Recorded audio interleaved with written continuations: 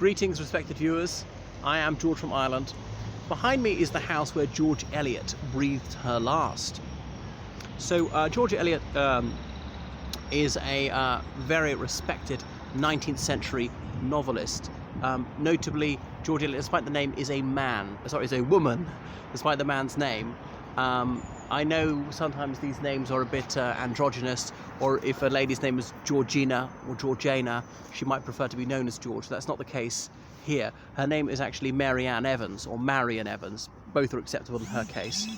But she chose to publish her novels under this nom de plume, a male one, for a couple of reasons. Partly she wanted to be taken seriously as a writer, and moreover she wished to shield her contentious private life from public view. So she's born in Nuneaton in 1819. To my knowledge, the only famous person ever to come from Nuneaton.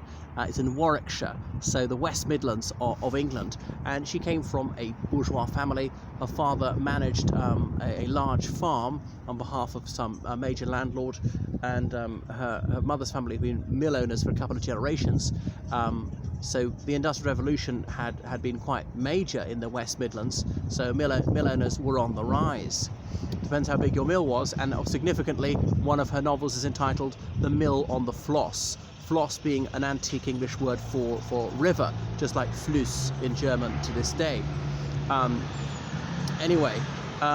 So she had several full siblings, a few half siblings. I think it's through her mother, don't quite remember. So she was not thought to be a good-looking girl. She was perhaps too tall, had too much of a long face. Ginger hair was not very popular then as it is now. And so her father, he didn't think that there was much need for girls' schooling. It was an absolutely typical attitude for the day. He was a fairly learned man himself with an extensive library, but he thought in her particular case it might be good for her to learn a thing or two, since she is not pulchritudinous and therefore may struggle to make a good match. She's not going to marry a man of consequence. So she might actually have to earn her living in her 20s, because a lot of girls getting married in their late teens, and that was that. And if they're lucky, never work again. If you're working class and you got married as a woman, you may well have to work because your husband's income might just be so abysmal to make ends meet, you're going to need to do so.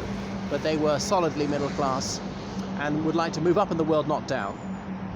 Anyway, so she had the most insatiable desire for knowledge from her earliest childhood, and she read really everything she could get her hands on. She had a marked preference for prose and poetry, but she read some factual books about history, about geography, and dipped into a number of languages.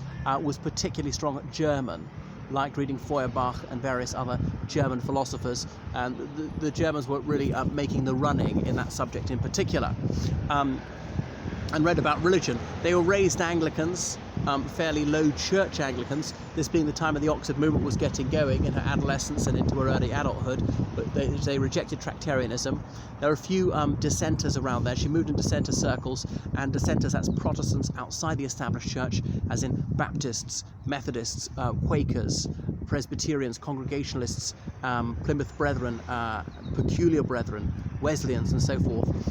They tended towards radicalism, partly because they were discriminated against by the establishment, by the Whigs and the Tories. The Whigs a bit more sympathetic towards reducing the legal disabilities on non-conformists.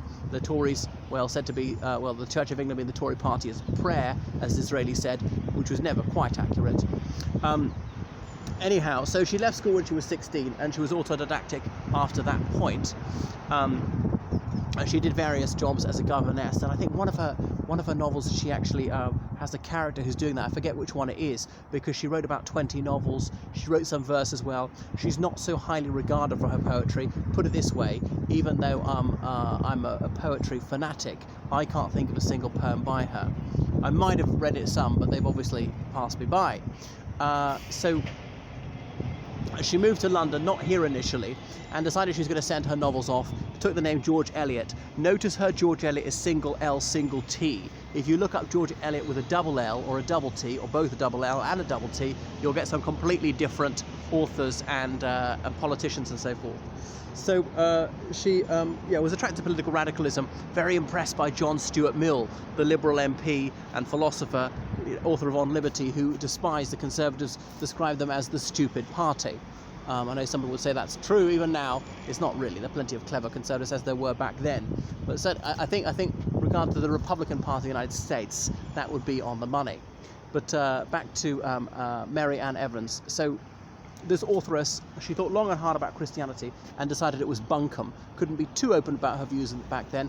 Blasphemy still being a crime in this country until 2010. However, it wasn't. Last time it was prosecuted was 1979, when that poem was published in the Gay News, suggesting that Jesus on the cross had fantasies of a homosexualist character about a Roman legionary he saw guarding him. And that prosecution was successful. The man was fined £500, which was no mean sum in 1979. But back to this authoress. Mill on the Floss was an instant hit, made her plenty of money. She wrote Romola about this medieval Italian priest who's a character who inspired Churchill as well. Churchill published a number of novels. Very few people seem to know that. Savonarola is one of them, after that priest. She wrote about gypsies sympathetically, outcasts. She approved of the cause of Irish Home Rule in the American Civil War. She firmly took the side of the Union, seeing slavery as the absolute moral outrage that it was. So she really wanted to get involved in public affairs, and she saw eye to eye with John Stuart Mill when he lambasted the establishment for depriving women of liberty, saying that women ought to be permitted to vote. He was the second person ever to say so in Parliament. And women ought to be allowed to own property separately and have access to higher education. So in the 1850s, the very first college for women opened in this country, Bedford College, although Marianne Evans never attended it, but she'd met open-minded people, men and women who believed that women should have access to third-level education, which just seemed risible to many people back then. Silas Marner, being another novel of hers based on the lead character. So these are psychodramas, and she depicted life in the countryside for a middle-class family as it really was. She wrote whereof she knew, and she avoided the trite plots of so many novels, and she was worried that if publishers knew this manuscript came from a woman, they say, oh, we'll just send it to a ladies' magazine, or oh, this should just be a romance, it should be a sort of well, I'm about to say a bonk buster. You couldn't exactly write that in the 19th century, or we're simply rejecting the pace that it was a woman, be prejudiced, assume it was lower quality than it really was. I know these things can't be objectively assessed. By what yardstick would you measure the quality of literature? Surely it's a matter of taste. Anyhow, so her books have never been out of print. We're not saying every single one, but to this day, they're quite widely appreciated. Anyway, so she lived with a married man who had an open relationship with his wife for years, and then his wife was in a relationship with Thornton Hunt, as in Leigh Hunt's son, editor of the Daily Telegraph. So they're very advanced in those days, the mid-19th century. But then her lover died. She never had children, I'm unsure why. Had it been known that she was living in sin, then all hell would have broken loose. It wouldn't actually have been a crime, but nobody would have touched her books. So I think she was astute in recognizing it would have been a grave error for her to publish these books under her own name, because journalists might start sniffing around. And then when her paramour died, she married John Cross, who was in North Britain, 20 years her junior. He seemed to be mentally unstable, and in a fit of pique he threw himself into a canal in attempt to drown himself, but he did not submerge himself successfully.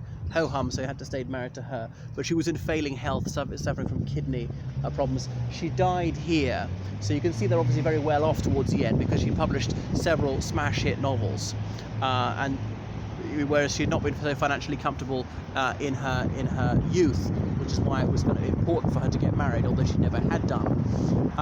So she is laid to rest in Highgate Cemetery, in a section cemetery which was reserved for those who were pariahs. Because towards the end of her life, she'd got a bit more courage and started publicly decrying Christianity, saying that it is a falsehood. And as you can imagine, that didn't go down too well. So that is George Eliot, or to give her real name, Marianne Evans, one of the most celebrated and studied novelists this country's ever produced. They are hard-going, they're lengthy, the vocabulary's quite advanced, there are not that many characters, so they're probably not of today's tastes. So there might be an A-level work, would never be a GCSE work. That'd be too challenging for that. I'm not sure how long her husband survived her. All right, so please follow me on Twitter, on Instagram, on Facebook, and choose me as your tour guide in London. I can give you Skype lessons in any humanities subject. Toodaloo.